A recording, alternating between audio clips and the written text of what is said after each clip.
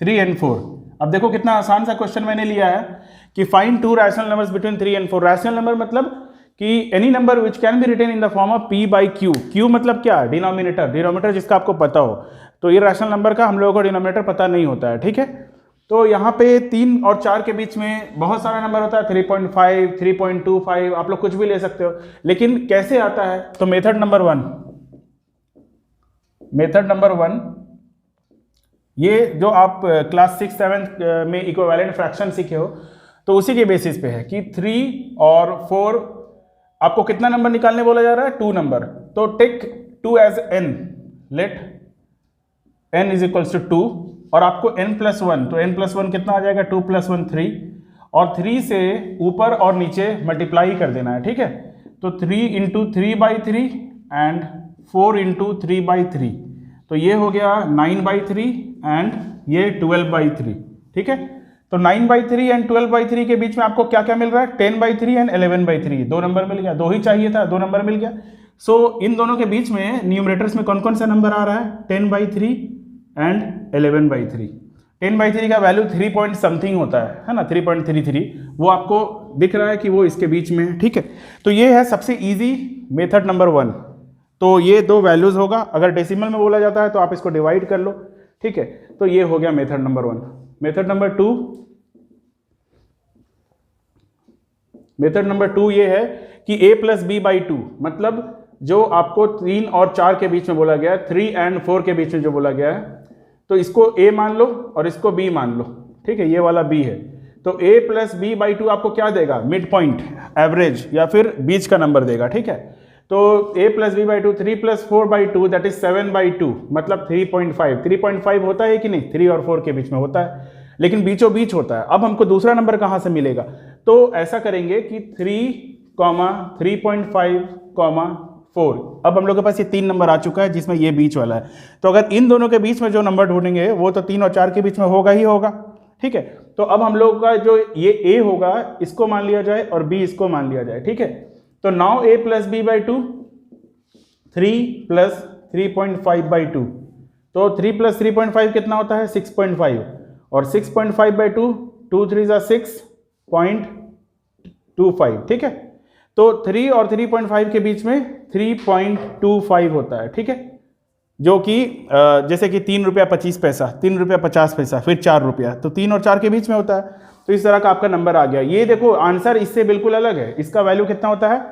3.33 इसका आंसर हमारा अलग आया था, इसका आंसर अलग आया था, और इसमें कुछ आंसर अलग आ रहा है। लेकिन है तो आपसे पूछा क्या गया है? इसके और इसके बीच में बताने, तो बीच का तो नंबर आ ही रहा है, जो भी आ जाए। There are infinite number of rational numbers between any 2 नंबर। आप करोड़ों, अरबों, जितना भी बिलियन, ट्रिलियन चाहो, 2, 3 और 4 के बीच में करोड़ों नंबर निकाल सकते हो रैशनल नंबर, और करोड़ों इररैशनल नंबर निकाल सकते हो, ठीक है। तो ये था मेथड नंबर 2। मेथड 3 ट्राई करता हूं, इतना कम जगह में हो पाए। ये है मेथड 3। मेथड 3 में क्या है? आपको पहले d निकालना है। वो d क्या होता है? y और x, जिसमें कि पहले आपको x और y मानना होगा। x छोटा नंबर, y बड़ा नंबर। जो हम लोग को 2 नंबर दिया गया है, छोटा वाला x, बड़ा वाला y, तो d का फॉर्मूला क्या होगा? y minus x by n plus 1, ठीक है। y minus x by n plus 1। अब वैल्यू पुट, n मतलब क्या? n मतलब number of numbers to be found, जो आपको बोला जा रहा है, कितना नंबर आपको ढूंढने बोला जा रहा है। तो n यहां हमारा ये है, ये n है, ठीक है। n मतलब 2, ठीक है। अब d is equals to y minus x by 2 plus 1, मतलब ये 4 माइनस 3 1, और ये हो गया 3। तो इसके बाद आपको जितना भी नंबर ढूंढने बोला जाए तो आप बस क्या करो, ये थोड़ा सा लेंदी मेथड है ना, इसको बता तो दिया गया है, लेकिन इसको यूज नहीं करना ज्यादा बेटर है। तो पहला नंबर होगा first number x plus d, दूसरा नंबर होगा, पहले इसको हम लोग फाइंड कर लेते हैं, फिर दूसरा निकालेंगे। तो ये x प्लस डी, x हमारा क्या था? 3, और d है 1/3, तो 3 3 9 प्लस 1 10/3, ये हमारा पहला नंबर आ गया। और सेकंड नंबर है x प्लस 2d, तो x है 3 और 2 इंटू 1/3, तो 3 प्लस 2 5, ये कर दोगे? नहीं, गलत। तो 3 प्लस 2/3, 3 3 9, 9 प्लस 2 11/3, देखो हमारा फर्स्ट वाला मेथड में भी यही दो नंबर आया था, 10/3 और 11/3, ठीक है। तो यहाँ पे आंसर कुछ अलग आया है, लेकिन आंसर क्या है, 3 और 4 के बीच में लाना है। तो आंसर कुछ भी आए सब सही है, अगर 3 और 4 के बीच में आ रहा हो तो ये रहा आपका 3 मेथड, जिसमें मैं प्रीफर करूंगा कि आप ये बना लो, लेकिन ये टाइम टेकन है। अगर आपको कभी 5 नंबर ढूंढने बोला गया है 3 और 4 के बीच में, तो क्या करोगे, बार बार आप 2 के बीच में, फिर 2 के बीच में निकालोगे। सबसे बेस्ट मेथड ये है, इक्विवेलेंट फ्रैक्शन निकालो। आपको जितना नंबर निकालने बोला जा रहा है उसमें से एक ज़्यादा लो हमेशा।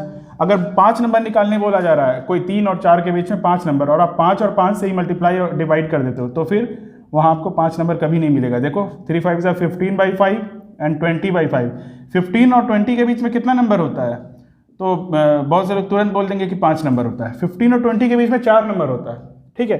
तो हम लोगों को तो 5 नंबर यहाँ नहीं मिल रहा है, ठीक है। तो जब भी आपको जितना नंबर निकालने बोला जाए उससे एक ज़्यादा मल्टीप्लाई और डिवाइड करना, इसलिए मैंने ये वाला रूल बताया, n+1 से ऊपर और n+1 से नीचे। ओके, ठीक है।